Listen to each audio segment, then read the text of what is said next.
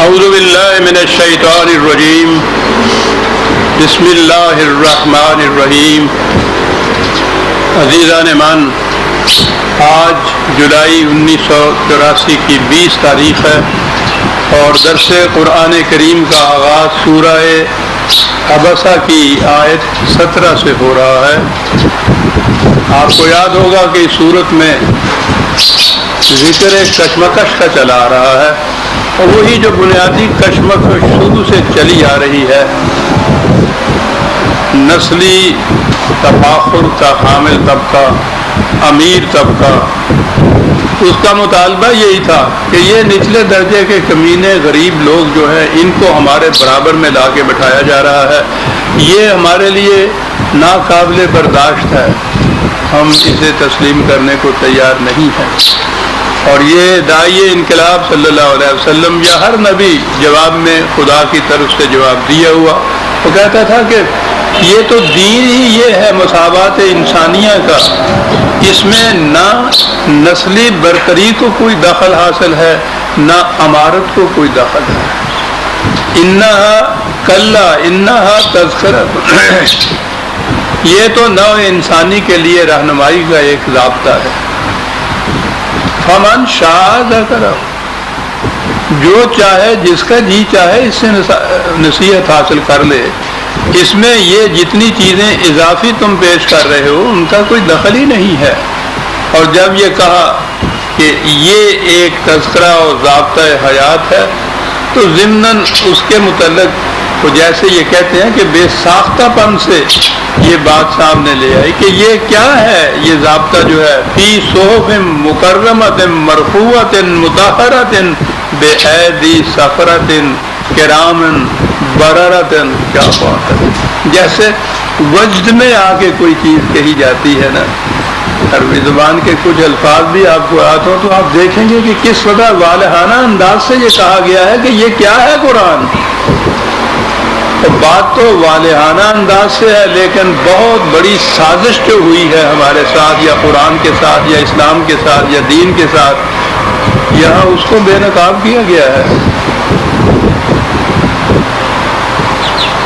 سازش یہ تھی کہ قرآن کے متعلق اس امت کے دلوں میں شکوک و شبہات پیدا کیے جائے، پھر اسے ناتمام کہا جائے، پھر اسے مجمل کہا جائے، پھر یہ کہا جائے کہ اس میں ابہام ہے، یہ خارجی رہنمائیوں کا محتاج ہے۔ یعنی قرآن کے متعلق یہ چیز اگر دلوں میں ڈال دی جائے تو پھر دین باقی رہ ہی نہیں سکتا۔ اور یہ تھی سازش، اور اس سازش میں سب سے بڑی سازش یہ تھی، یہ کہا جائے کہ نبی اکرم صلی اللہ علیہ وسلم قرآن کریم کو مکمل شکل میں، ضابطے کی شکل میں، کتاب کی شکل میں دے کر ہی نہیں گئے۔ یہ منتشر طور پر کوئی کھجور کی ہڈیوں پہ، کھجور کے پتوں پہ لکھا ہوا تھا، کوئی اونٹ کی ہڈیوں پہ لکھا ہوا تھا، وہ کوئی تختیاں تھیں چھوٹی چھوٹی مٹی کی، ان پہ لکھا ہوا تھا۔ تو بھائی اس طرح سے تھا بکھرا ہوا، کہیں ایک جگہ مکمل کتاب کی شکل میں تھا ہی نہیں۔ پھر اس کے اوپر عمارت استوار ہوئی، روایات آئیں۔ میں بار بار قریب ہر درس میں اسے دہراتا ہوں اور دہراتا چلا جاؤں گا زندگی کے آخری دم تک، کہ جب تک یہ روایات جو ہیں ان کو دین کا درجہ دیا جاتا رہا کہ یہ یقینی دین ہے، تاریخ نہیں ہے، اور جب تک فقہ کے قوانین کو غیر متبدل قیامت تک کے لیے، مسلمانوں کے لیے، امت کے لیے شریعت کا درجہ دیا جاتا رہا غیر متبدل، نہ اسلام قائم ہو سکے گا، نہ دنیا میں کہیں اسلامی مملکت قائم ہو سکے گا۔ اسے ذہن میں رکھیے، اور چونکہ یہ ریکارڈ ہو رہا ہے، آنے والے مورخ کے لیے بھی میں عرض کروں گا کہ اسے ذہن میں رکھیں اور اس حقیقت کو پھیلائیں۔ جتنی کوششیں جی چاہے کر دیکھیے، کوئی کامیاب نہیں ہوں گی جب تک آپ ان دو چیزوں کو دین مانتے چلے جائیں گے۔ اب اس کے لیے روایات آگے آئی کہ یہ تو تھا ہی نہیں کتاب کی شکل کے اندر، محفوظ نہیں تھا، صحف کی شکل میں نہیں تھا۔ پھر جمع کرنے کی کوششیں کی جاتی رہیں تب. اور ان روایات میں آپ دیکھیں، میں نے لکھا ہے بڑی تفصیل سے اس کے متعلق. کہیں تو لکھا ہے کہ حضرت ابوبکر صدیق کے زمانے میں کوشش شروع ہوئی. اسی قسم کی روایات ہیں کہ نہیں حضرت عمر کے زمانے میں شروع ہوئی. پھر آگے آئیں کہ نہیں حضرت عثمان کے زمانے میں شروع ہوئی. یعنی اسی میں اختلاف پہلے شروع کیا. ایک کمیٹی بنائی گئی اور انہوں نے اکٹھا کرنا شروع کیا ان کھجور کے پتوں کو، ان ہڈیوں کو، ان تختیوں کو، اور وہاں سے قرآن مرتب کرنا شروع کیا. اور پھر بعد آیات ملی نہیں، جو میں نے عرض کیا. یہ روایت ہے کہ وہ آیات یہ رجم کے متعلق اور یہ رضاعت کے متعلق کہیں ملی نہیں. مدینے میں بیٹھے ہوئے ہیں، صحابہ سارے موجود ہیں. کہا یہ جا رہا ہے کہ قرآن کے جمع کرنے کے لیے جو کمیٹی بٹھائی، کوششیں شروع ہوئیں، انہیں یہ آیتیں کہیں مل نہیں رہی. دوسری طرف روایت آ رہی ہے کہ یہ جمع کرنے کی کوشش شروع اس لیے ہوئی کہ ایک جنگ میں کتنے 100 حافظ قرآن کے شہید ہو گئے. یہ بھی روایت ہے. اندازہ لگائیے ان روایات کے باہمی تضاد کا. یعنی مختلف تعداد ہے لیکن بہرحال وہ سینکڑوں سے زیادہ ہے کہ حافظ قرآن کے حفاظ شہید ہو گئے ایک جنگ میں. تو اس میں حضرت عمر نے رضی اللہ تعالیٰ عنہ حضرت ابوبکر صدیق سے کہا کہ یہ سلسلہ رہا تو قرآن کی حفاظت مخدوش ہو جائے گی، اسے کہیں لکھ لینا چاہیے. چلیے یوں ہی مان لیجئے. تو اتنے حافظ موجود تھے مدینے کے اندر کہ ایک جنگ میں اتنے 100-1800 کے قریب بھی تعداد پہنچتی ہے. سینکڑوں کی تعداد میں وہ ایک جنگ میں شہید ہو جاتے ہیں. اتنی تعداد تھی قرآن کے حافظوں کی ان روایات کی روح سے. تو اس کے جمع کر کے لکھنے میں دقت کیا پیش آ سکتی تھی؟ وہ تو ایک حافظ ڈکٹیٹ کرا سکتا تھا. زیادہ سے زیادہ اب آپ کے یہاں 2 حافظ ہوتے ہیں نا. ایک قاری ہوتا ہے یہ تراویحوں میں یا شبینوں میں، ایک سامع ہوتا ہے.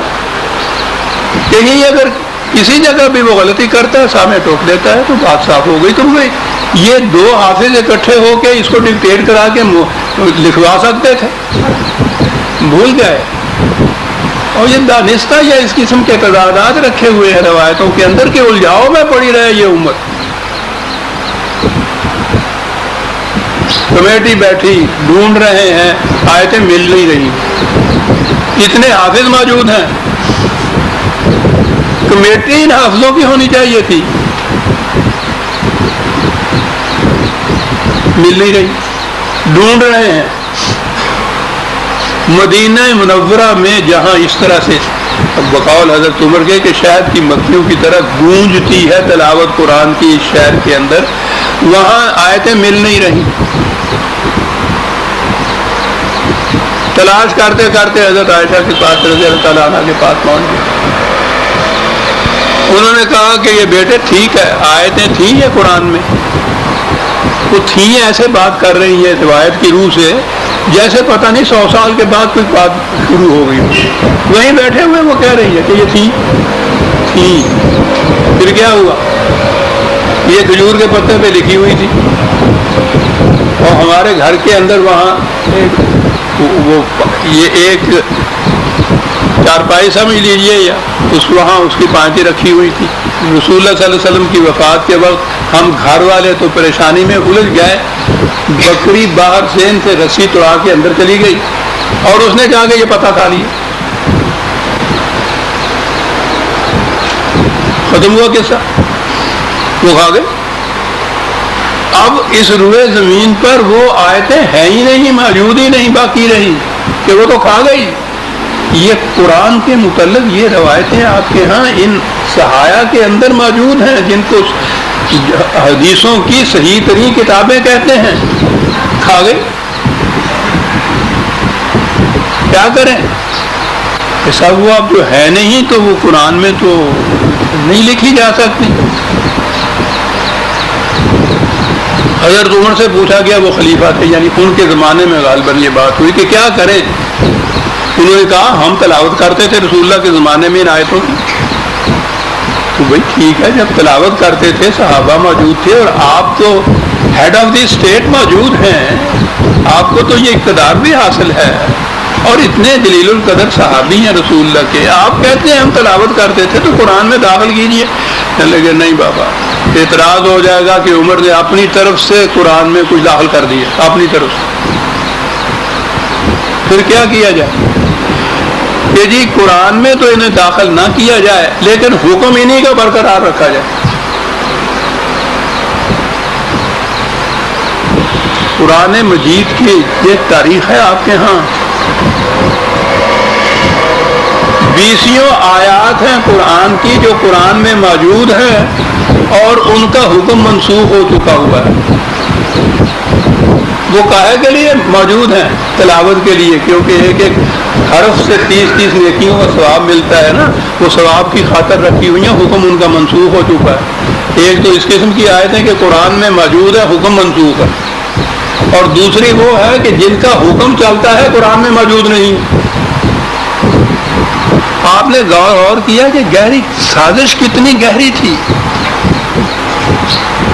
مرکز بنیاد ہے دین کی قرآن کی حفاظت جو خدا نے اپنے ذمے لی، مکمل آخری محفوظ غیر متبدل ضابطۂ حیات، اور اس کی تاریخ یہ ہے آپ کے. اور یہ روایتیں آپ کے ہاں حدیث کی شکل میں صحائح ستہ کے اندر موجود، حدیث کی 6 صحیح ترین جو مجموعے ہیں ان میں موجود ہیں. اب کسی کی ضرورت نہیں ان میں سے نکال دیں. یہ ہے قرآن کی کیفیت آپ کے. جو میں نے عرض کیا ہے نا کہ وہ عالم الغیب خدا تعالیٰ، یعنی اس کو تو یہ پتا تھا کہ ان لوگوں نے یہ کیا کر دیا. بات شروع ہوئی انہا تذکرہ، تو بات تو ٹھیک ہے، قرآن ہے، تذکرہ ہے، ختم تھی، ضرورت نہیں تھی. یعنی اندازہ لگائیے وہ فی صحف مکرمۃ، فی صحف یہاں کہہ دیا کہ یہ صحیفوں کے اندر ہے، وہ تو لکھی ہوئی چیز کو کہتے ہیں مکرمۃ. اب قرآن کی خود خدا کی طرف سے جو مصنف ہے اس کتاب کا، وہ لفظ مصنف ہم اپنے استعمال کی روح سے کہہ رہے ہیں، ورنہ وہ تو خالق ہے، خالق سے بھی آگے ہے. وہ کہہ رہا ہے اس کے متعلق فی صحف مکرمۃ مرفوعۃ مطہرۃ، اللہ واجب التکریم، شک و شبوں سے بالا تر، مرفوعۃ ہر قسم کی آمیزش سے پاک، مطہرۃ. اور پھر یہ یوں ہی نہیں ایسا ہو گیا، بے ایدی سفرۃ، لکھنے والے وہ، یہ سفرہ یہ عربی زبان کا لفظ ہے. ایک بنیادی معنی تو اس کے ہوتے ہیں کسی چیز کو چمکدار بنا دینا.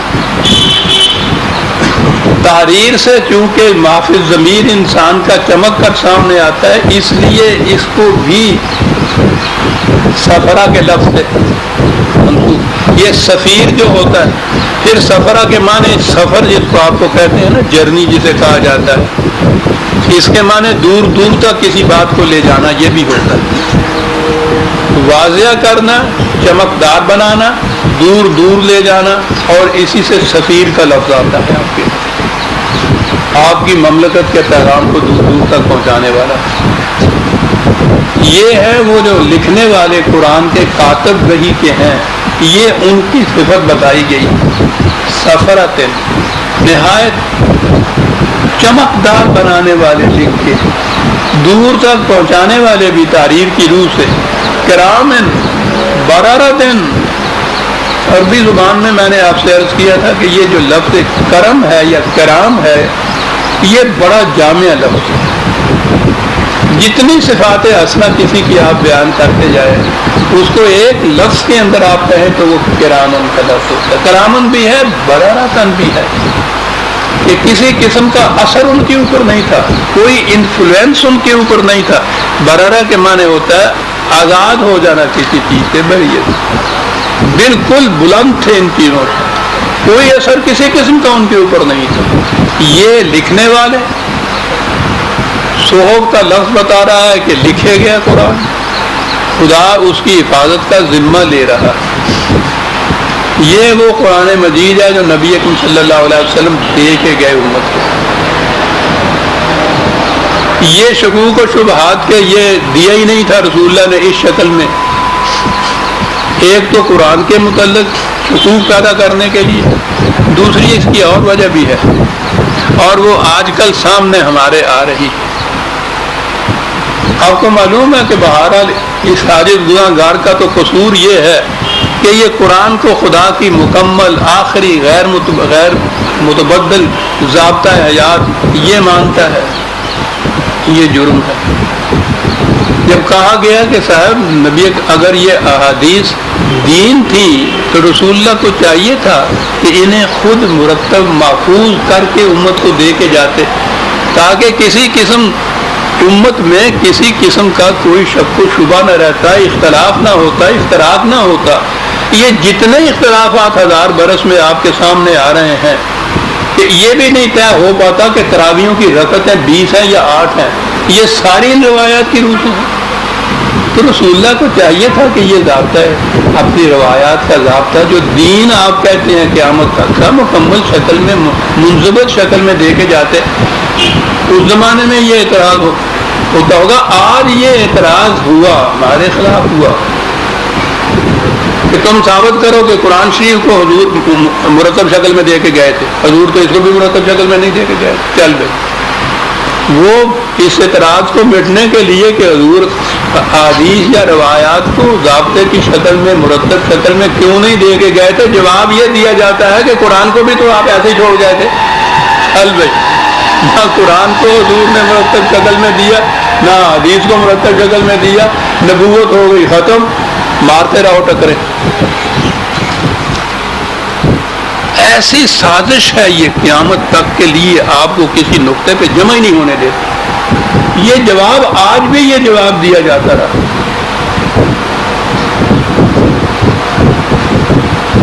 رسول اللہ تو قرآن کو بھی نہیں دے کے تھے۔ اب جو میں نے کہا کہ صاحب یہ تو پھر آپ کی ان روایات کی روح سے پتہ چلتا ہے کہ نہیں دے کے گئے تھے، تو میں تو یہ کہتا ہوں کہ یہ قابل اعتبار نہیں ہے۔ روایت شروع ہوتی ہے یہی جو اباسا والی روایت یہ مثلا حضرت عائشہ رضی اللہ تعالیٰ عنہ سے مروی ہے، یعنی وہ روایت کرتی ہیں، آگے وہ قصہ بیان ہو جاتا ہے۔ پڑھنے والا یوں سمجھتا ہے کہ جیسے حضرت عائشہ نے بخاری امام سے یہ بات کہی اور آپ نے یہ لکھ لی، اسی طرح سے ہے وہاں حضرت عمر سے مروی ہے، فلاں صحابہ سے مروی روایت ہے۔ یہ 200 سال کے بعد یہ لکھنے والا لکھ رہا ہے، لکھ بھی نہیں رہا، جمع کر رہا اور کہہ رہا ہے کہ یہ حضرت عائشہ حضرت عمر سے مروی ہے۔ یہ مروی آپ کو پتہ کیسے ہو؟ یعنی عوام کو معلوم ہی نہیں ہوتا ان چیزوں کے متعلق کہ کیا کہہ رہے ہیں۔ 200 سال میں آپ سوچ لیجئے کہ کتنے راستے میں راوی آئے ہیں۔ امام بخاری نے جمع کرنی شروع کی، یہ جتنے ائمہ حدیث تھے جمع کرنی شروع کی۔ کیسے؟ یہ پھر کہ بھائی کوئی بات رسول اللہ کی تمہیں معلوم ہو، تو اس نے کہا کہ بھائی تمہیں کیسے معلوم ہے؟ کہ جی میں نے اپنے باپ سے سنا تھا۔ ٹھیک ہے، اور باپ قبر میں چلے گئے۔ تو انہوں نے کہاں سے سنا تھا؟ انہوں نے جی فلاں سے سنا تھا۔ اب یہ 200 سال تک کی کڑیاں بیان کر رہا ہے یہ بیان کرنے والا۔ اس نے ان سے سنا تھا، اس نے ان سے سنا تھا، اس نے ان سے سنا تھا، اور آخر میں جا کے اس نے حضرت ابوبکر صدیق سے سنا تھا۔ اور انہوں نے لکھا کہ حضرت ابوبکر صدیق مروی ہے، اور یہ حدیث آ گئی۔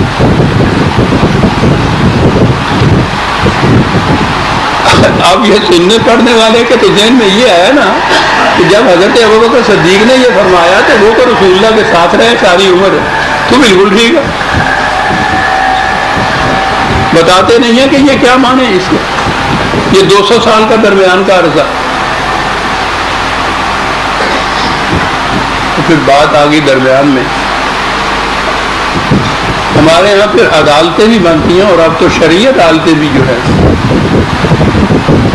کسی عدالت میں کسی شاہد شہادت دینے والے کو، گواہ کو بلائیے اور وہ آ کے یہ کہے کہ جی مجھے اس واقعہ کا خود تو علم نہیں، میں نے خود نہیں دیکھا، میں نے کسی دوسرے سے سنا تھا اور میں گواہی دینے آیا ہوں، اسے کمرہ عدالت سے باہر نکال دیا جاتا ہے۔ یہ شہادت ہی نہیں ہے کہ میں نے کسی دوسرے سے سنا تھا۔ یہاں کیفیت یہ ہے کہ دین متعین کر رہے ہیں، شہادت کی یہ کیفیت ہے، جو بیان کرنے والا ہے وہ بتا رہا ہے فلاں سے سنا، اور 200 سال تک کے درمیان میں 5-6 کڑیاں آ جاتی ہیں، اور اس شہادت کو غیر متغیر دین بنایا جاتا ہے۔ کیا میں یہ رہا تھا کہ جب تک دین میں آپ فائنل اتھارٹی، سند آخر، سند واحد خدا کی کتاب کو نہ مانیں گے، نہ آپ کے اختلافات رفع ہوں گے، نہ دین قائم ہوگا، نہ کوئی مملکت اسلامی بن سکے گی۔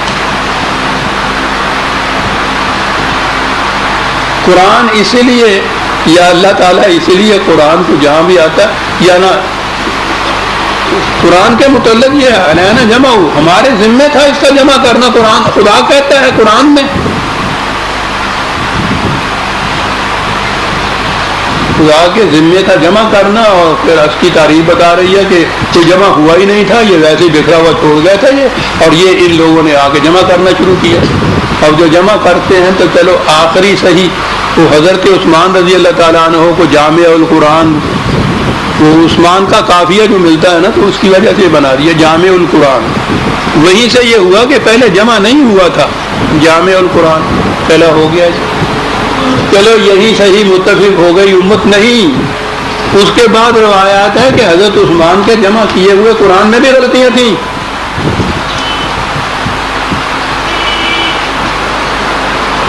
ان سے پوائنٹ آؤٹ کی گئی کہ یہ غلطیاں رہ گئیں۔ انہوں نے کہا کوئی بات نہیں، بہت بڑی امت ہے، وہ تلاوت سے خود ٹھیک کر لے گی، یعنی آپ نہیں ٹھیک کریں گے، جنہوں نے جمع کیا بقول ان کے، وہ خود ٹھیک کر لے گی۔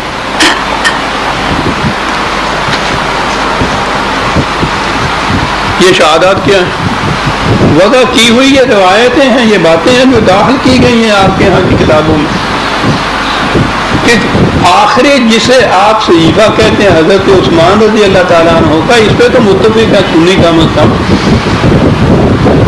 کہ یہ ان کا جمع کردہ قرآن ہے، اس کے متعلق بھی روایات ہیں کہ اس میں غلطیاں رہ گئی۔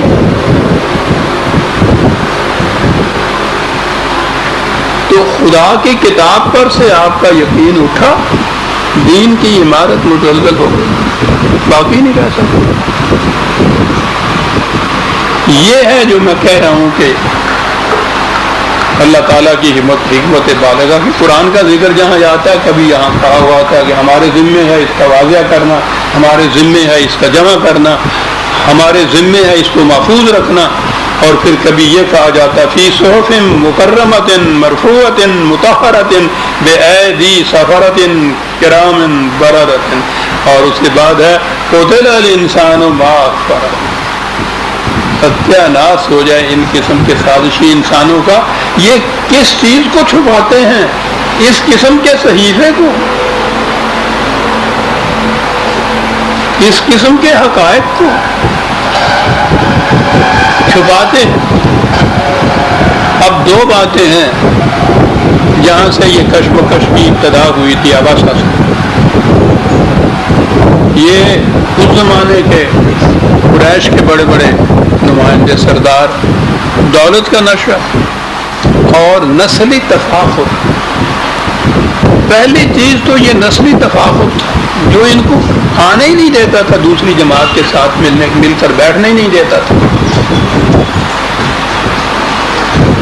اب ان کی طرف توجہ، فرمایا یہ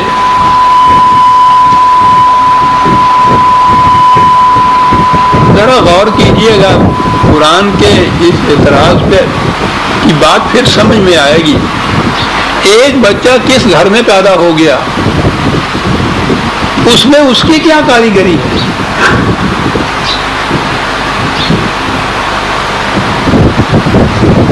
لیکن وہ کاریگری یہ کیفیت ہے کہ ساری عمر کے لیے وجہ تفاخر ہو جاتا ہے کسی خاص گھر میں پیدا ہو. اس زمانے کی قبائلی زندگی تو چھوڑ دیجئے، آج آپ کے ہاں بھی تو ابھی سیدوں کے گھر میں پیدا ہونے والا بچہ پیدائشی سید.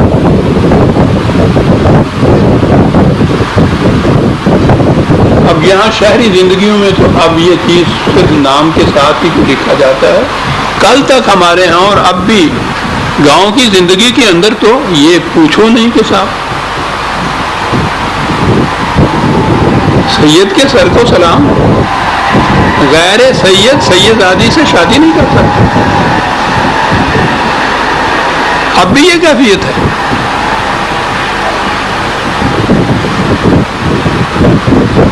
اور اس کے لیے بھی عجیب چیز سازش ہے.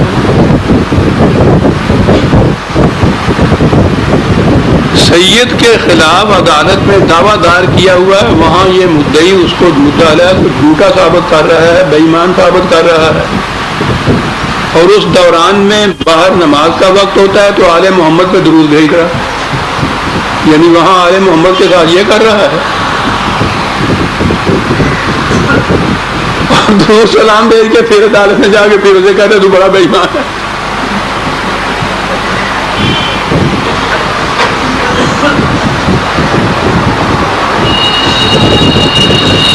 لیکن آپ دیکھیے کہ حالانکہ وہ دور چلیں گے قبائلی زندگی کے، لیکن اب تک کیفیت یہ ہے گیا ہے سانپ نکل اب لکیر پیٹا کر، وہ لکیر سانپ سے زیادہ حقیقی ثابت ہو رہی ہے.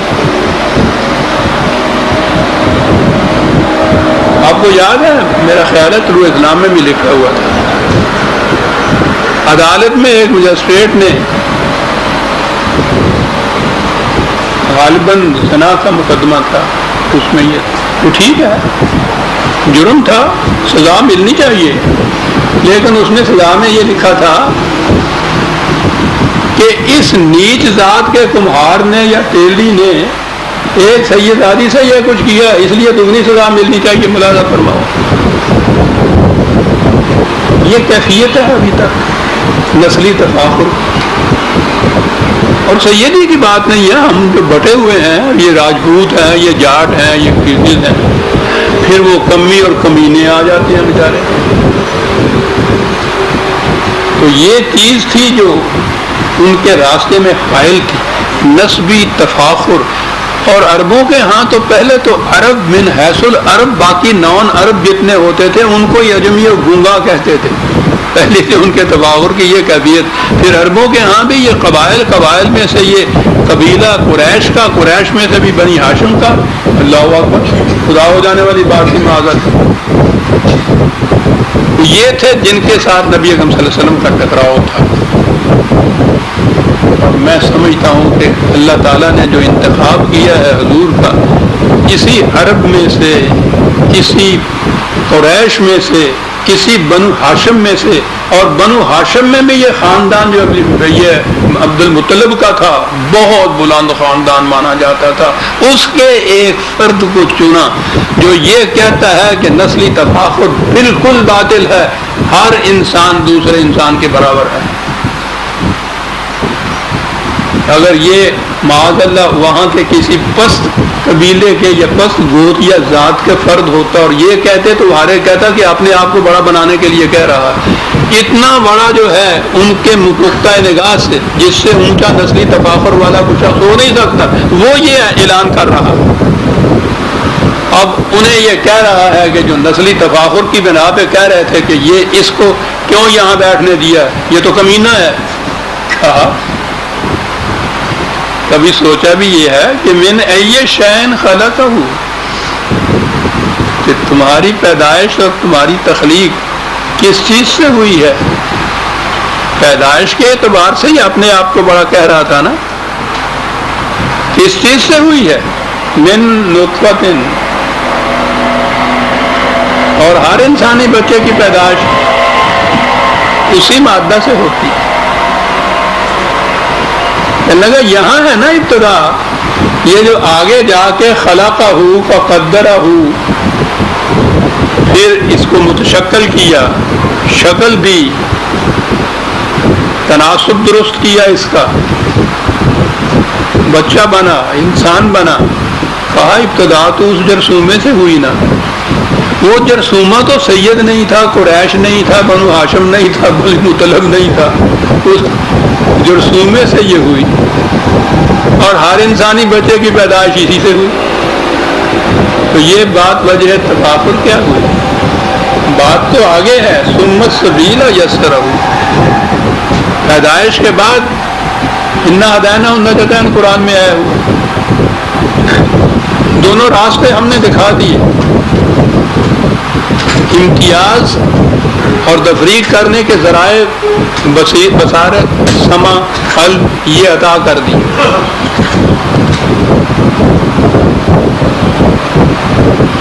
اب اس کے بعد اما کافرن و اما شکور، اما شکورا، خود فیصلہ کر لے خود کہ کون سا راستہ اس نے اختیار کرنا ہے.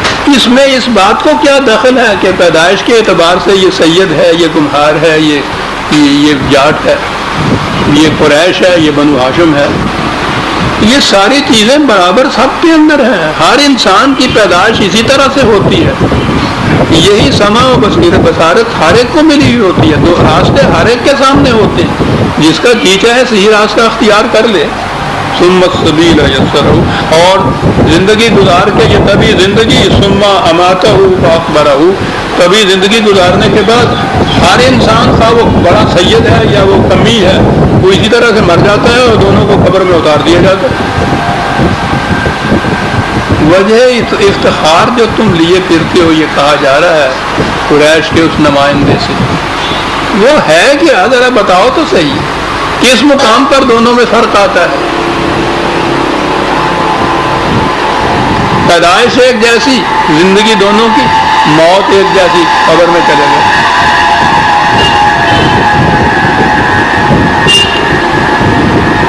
ثم اذا شاء انشرہ. میں یہ عرض کروں کہ جیسا میں کہتا چلا آ رہا ہوں، ان کا تعلق انسان کی ایک فرد کی زندگی سے بھی ہے، قوم کی زندگی سے بھی ہے. کہ قوموں کی بھی یہ حالت ہوتی ہے، ابھرتی ہیں، پھر زوال پذیر ہو جاتی ہیں، پھر قومیں مر جاتی ہیں، مردہ قومیں، حتیٰ کہ ایسی قومیں جن میں پھر زندہ ہونے کی صلاحیت نہیں ہوتی، اور ایسی بھی جن میں زندہ ہو جانے کی صلاحیت ہوتی ہے. پھر وہ ثم اذا شاء انشرہ، اس کے قانون مشیت کے مطابق حیات تازہ عطا ہو جاتی ہے. افراد کو بھی ہوتی ہے اس طبی موت کے بعد کی زندگی. یہ پسند آیا، یہ ایک انگریز فلاسفر کا تھے. ہم تو موت کے بعد کی زندگی کہتے ہیں نا، انہوں نے لکھا ہے لائف آفٹر لائف، زیادہ اچھا ہے. وہ موت کو درمیان میں لاتا ہی نہیں ہے. اس زندگی کے بعد زندگی،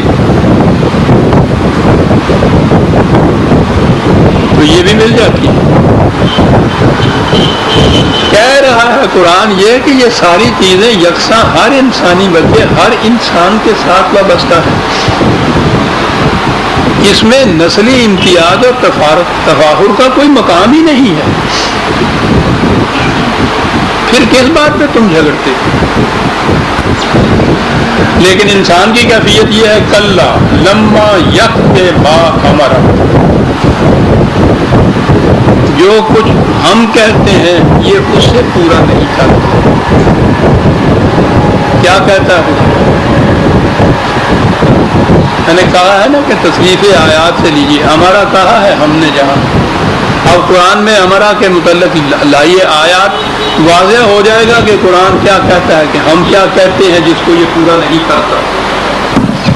دو باتیں تو قرآن نے یہ پہلے کہی کہ ہم نے کہا یہی تھا کہ انسانوں میں تفریق نہ کریں. یقطعون ما امر اللہ بہ ان یوصل، ہم نے کہا یہ ہے کہ پوری عالمگیر انسانیت ایک امت ہے، ایک قوم ہے، انہیں ٹکڑے ٹکڑے نہ کرو۔ تو انسانیت تو ایک طرف رہا، یہ تو ایک برادری، ایک گھر میں، ایک شہر میں ہی انسانوں کو ٹکڑے ٹکڑے کر دیتا ہے، خاندانوں میں تقسیم ہو جاتا ہے، برادریوں میں تقسیم ہو جاتا ہے، قوموں میں تقسیم ہو جاتے تھے، قبائل میں تقسیم کر دیا گیا۔ اور اس دور میں جسے تہذیب و تمدن کا دور کہتے ہیں، یہ جو تقسیم کی حدود انہوں نے مقرر کی ہوئی ہیں نیشنز کی، قوموں کی، یعنی سب سے زیادہ دنیا میں فساد اور قتال پھیلانے والی چیز یہ قومیت کی لکیریں ہیں۔ قومیں لڑتی ہیں نا ایک دوسرے کے ساتھ، اور پھر لڑتی بھی کس طرح سے؟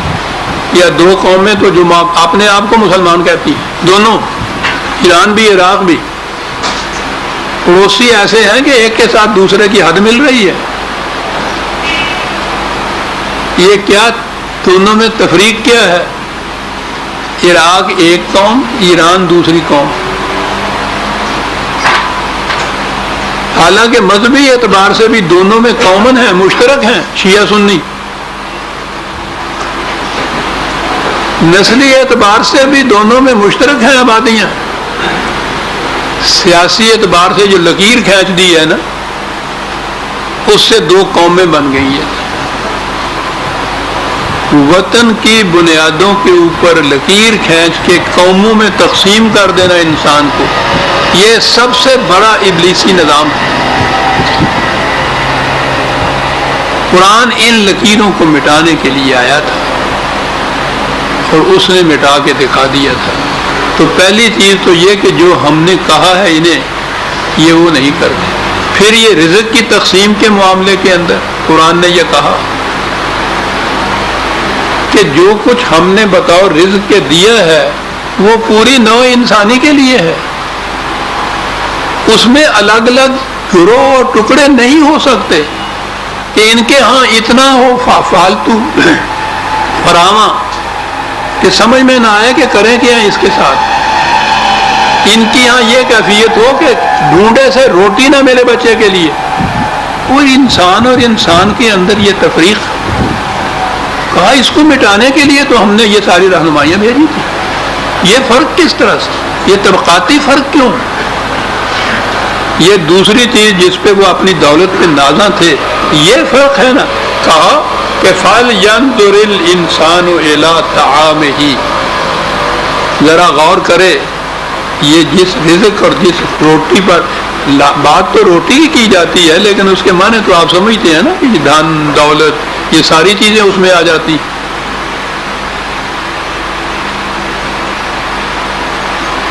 کہا کبھی اس پہ بھی غور کیا ہے کہ اس میں تمہاری اپنی کاریگری کتنی ہے؟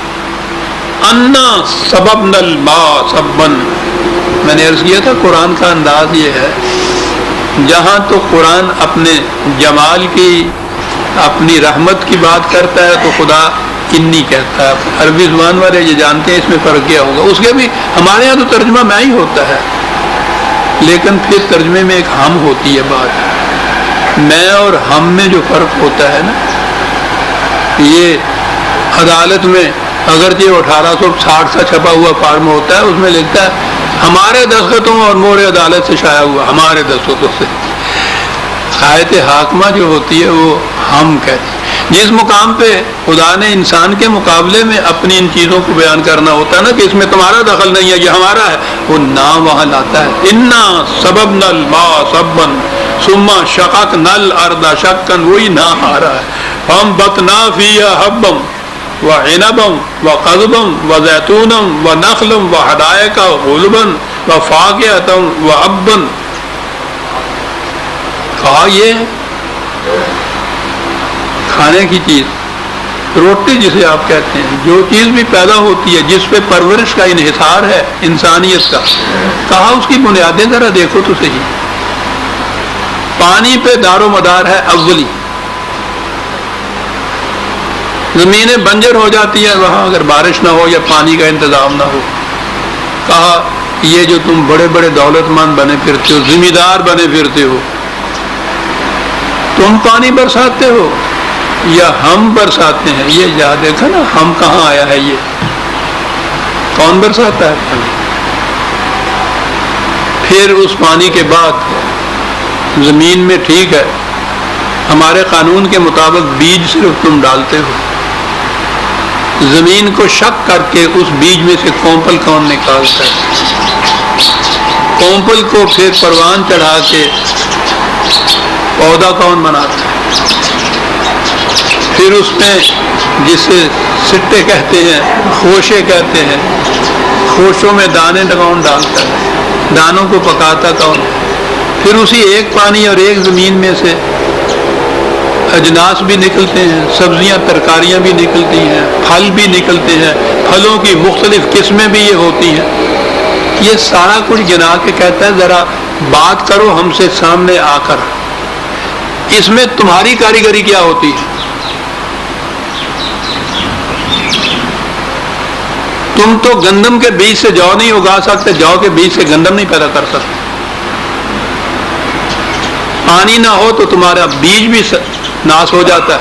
یہ قرآن، یہ ایک ریفرنس لکھ لیجئے، وہ بڑی اہم آیات ہے وہاں سورہ واقعہ میں 56/63، وہ افرأیتم ما تحرثون اانتم تزرعونہ ام نحن الزارعون، یہاں سے جو بات شروع ہوتی ہے۔ یہ دیکھیے، یہ تحرثون اور تزرعون، زارعون، یہ عربی زبان ہے نا۔ یہ تحرثون بھی کھیتی باڑی کو کہتے ہیں، لیکن یہ ہوتا ہے جہاں تک صرف بیج ڈالنے کا تعلق ہوتا ہے، اور اس بیج سے جب وہ آگے بات چلتی ہے تو زراعت وہاں ہوتی ہے۔ پھر زارعون قرآن نے کہا ہے، تم تو اتنا ہی کرتے ہو، پھر اگاتا کون ہے اس پھل کو؟ اور آگے سارا کچھ دیا ہوا ہے۔ تم کرتے ہو کہ ہم کرتے ہیں؟ تم کرتے ہو یا ہم کرتے ہیں؟ اور آخر میں یہ کہا ہے نحنو جعلناہا تذکرۃ، جو کچھ ہم نے یہ کہا ہے یہ ایک بہت بڑی وارننگ کی چیز ہے، تمہیں بتائی گئی ہے۔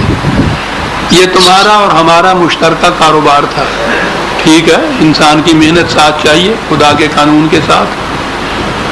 کہا کہ ذرا سوچو کہ تمہاری اس میں کیا چیز، تمہاری صرف محنت ہے، سارا سامان جتنا ہے، اسباب جتنے ہیں، ذرائع جتنے ہیں، وہ ہم نے پیدا کیے ہوئے ہیں۔ تو یہ تمہارا اور ہمارا مشترکہ کاروبار ہو، ٹھیک ہے نا؟ کہا کہ ہم تو ایک نہایت دیانتدار مشترکہ کاروبار کرنے والے کی طرح بات کر رہے ہیں۔ تم ایمان سے بتاؤ، دیانت سے بتاؤ، تمہارا حصہ کتنا ہے؟ محنت ہے نا، اور جتنا کچھ باقی ہے وہ سارا ہمارا ہے نا۔ اب فصل جو ہے اس کے ڈھیر لگ گئے، پیداوار جمع ہو گئی، تقاضا ہے نا کاروبار کا کہ جس کا جتنا اس میں حصہ پڑتا ہے اس کے حساب سے تقسیم کر لی جائے۔ تو تم ہی کہو تمہارا کتنا حصہ بنتا ہے، ہمارا کتنا حصہ بنتا ہے۔ یہ میں سمجھتا ہوں 10% بھی نہیں بنتا ہو۔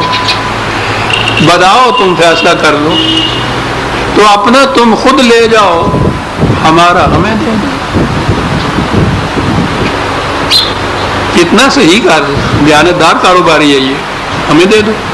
کہا گیا کہ جی وہ ٹھیک ہے، یہ تو ہم لے جائیں گے اپنا۔ آپ کو کہاں دیں؟ آپ تو نہ کہیں نظر آتے ہیں، نہ سامنے آتے ہیں، نہ مانگتے ہیں، آپ کو کیسے دیں؟ متاع للمقوین، کہا بھوکوں کو دے دو، ہم تک مان جائے گا۔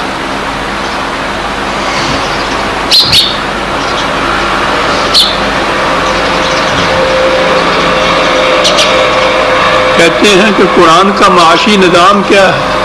قرآن کا یہ معاشی نظام ہے، اور اس کی اگلی آیت ہے فَسَبِّحْ بِاسْمِ رَبِّكَ الْعَظِيمِ۔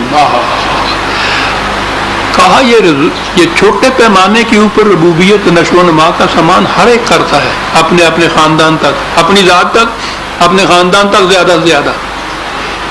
کہا کہ خدا کی ربوبیت عظمیٰ جو ہے اس کے لیے کوشش کرو اور جد و جہد کرو، یہ ہے جو ہم چاہتے ہیں۔ اور آپ کے ہاں یہ اب سبح باسم ربک العظیم ایک آئے کے لیے رہ گئی، رکوع جا کے تسبیح پھیر لو، کوئی نہیں دیکھتا کہ کہاں آئے تھا، یہ وہاں آئی کیوں ہے، یہ آئے کہ اپنے گھر بار والوں کے بھوکوں کو تو تم کھلاتے ہو، یہ ربوبیت یہ بھی ہے، یہ ربوبیت صغریٰ ہے، چھوٹے پیمانے پہ ہے۔ ہم یہ کہتے ہیں فسبح باسم ربک العظیم، عظیم ربوبیت یہ ہے کہ اس میں پوری انسانیت کو شامل کرو، واقعتاً وحبت۔ اور آگے بات یہی واضح کر دی، متاع لکم ولانعامکم، یہ کم پوری انسانیت کے لیے ہے، یہ تمہارے لیے بھی۔ میں نے متاع کا معنی پچھلے درس میں یا اس سے پہلے درس میں بتایا تھا، مسافر کے لیے زیادہ سفر کو کہتے ہیں، جس میں کوئی چیز کم بھی نہیں ہوتی کہ سفر میں ضرورت پڑے اور اس کے پاس نہ ہو۔ کیا لفظ ہے قرآن کے، عربی زبان کے، اور مسافر ضرورت سے زیادہ اٹھاتا بھی نہیں ہے، وہ بوجھ بن جاتا ہے۔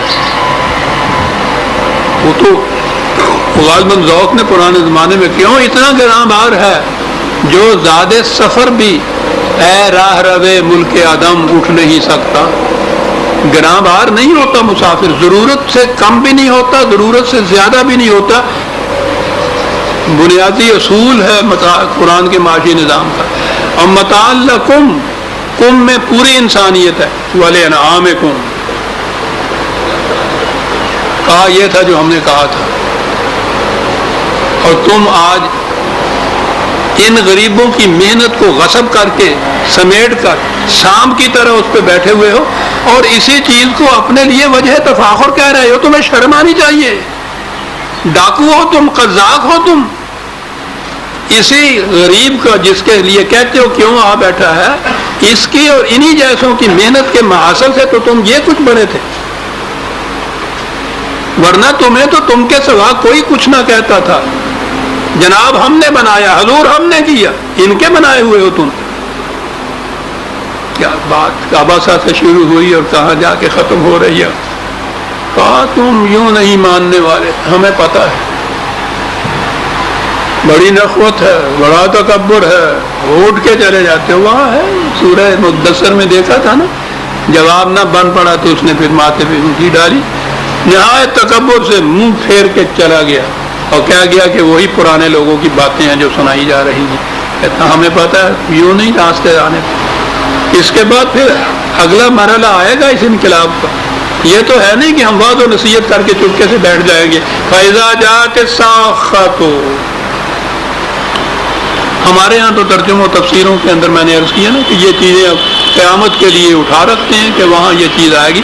ساخت ان پوچھو نہیں کہ یہ عربی زبان کا لفظ کیوں چنا قرآن نے۔ اس زمانے میں لڑائیاں تلواروں کی ہوتی تھی، لوہے سے ہوتی تھی۔ یہ جو تلوار کی جھنکار ہوتی ہے نا، اسے ساخہ کہتے ہیں۔ کہ اس کے بعد پھر وہ مرحلہ آئے گا جہاں تلوار پہ تلوار، لوہے پہ لوہا پڑے گا اور اس کی جھنکار پیدا ہوگی۔ وہاں آ کے پھر تم صحیح راستہ اختیار کرو گے۔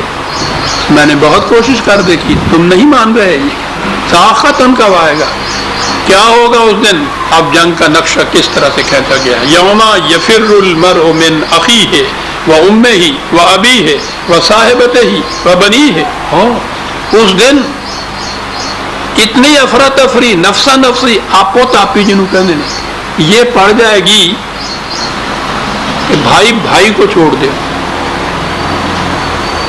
ماں باپ کو بیٹے چھوڑ دیں گے، خاوند بیوی کو چھوڑ دے گا، بچے ماں باپ کو چھوڑ دیں گے، ماں بچوں کو چھوڑ دے گی۔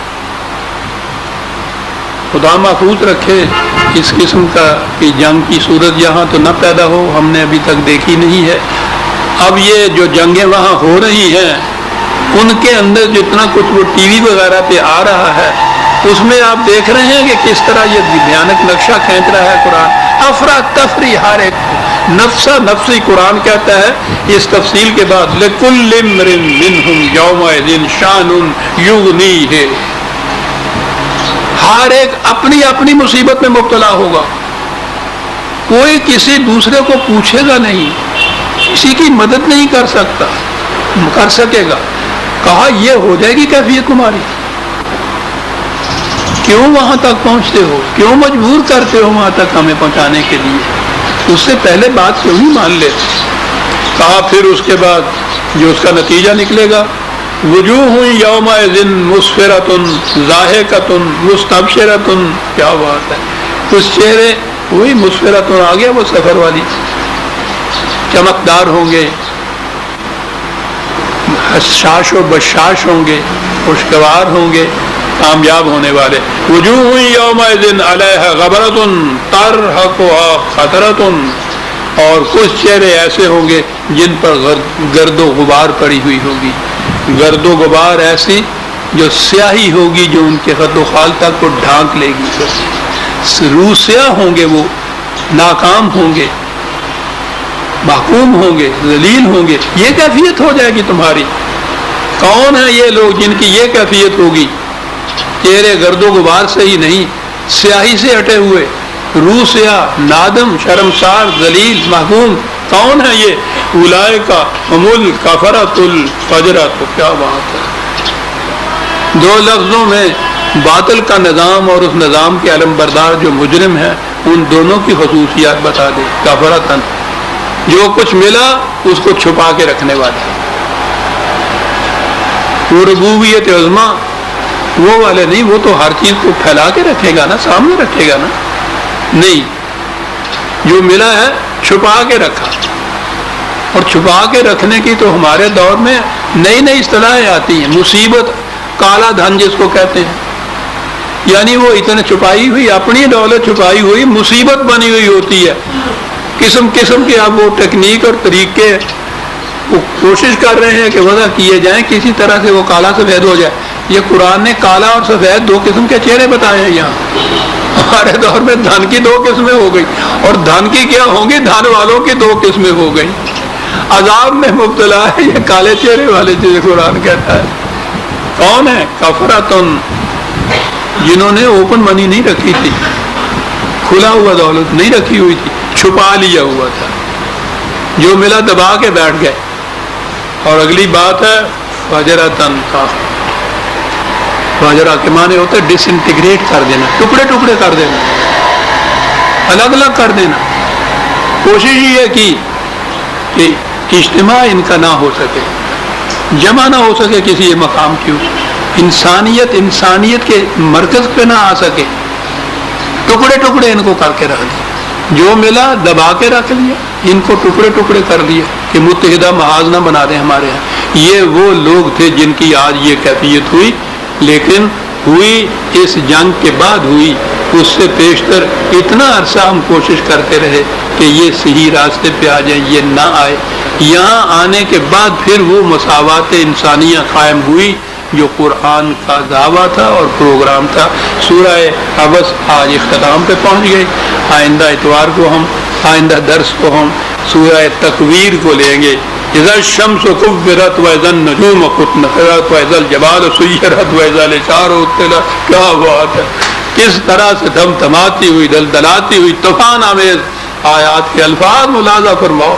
اب دیکھیں گے کہ کیا کہہ رہا ہے قرآن کے، ربنا تقبل منا انک انت السمیع۔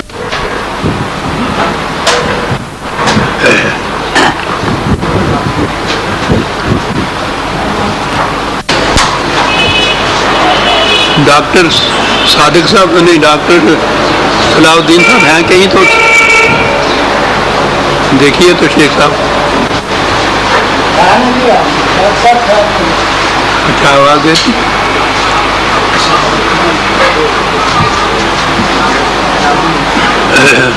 وعلیکم السلام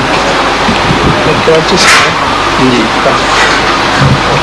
اچھا، یہ مجھے معلوم کرنا ہے کہ جو لوگ اللہ کی طرف خدا استعمال کرتے ہیں، کیا انہ کی جگہ اللہ کی جگہ سے خدا کی جگہ جب انہ، نہ اللہ کی جگہ ہاں، خدا، اردو زبان کے اندر یہ چیز مستعمل ہے، خصوصی اعتبار سے ہوتا ہے، ورنہ خدا کا نام جو ہے عربی زبان میں قرآن میں تو اللہ ہے۔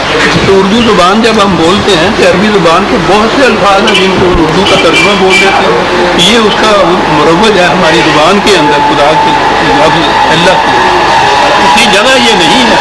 بلکہ ہماری زبان میں یہ مروج ہے لیکن مفہوم اس کا وہی خدائی ہے، اس سے اس کا کچھ نہیں بگڑا۔ زبان میں، انگریزی زبان میں اس کے لیے گاڈ کا لفظ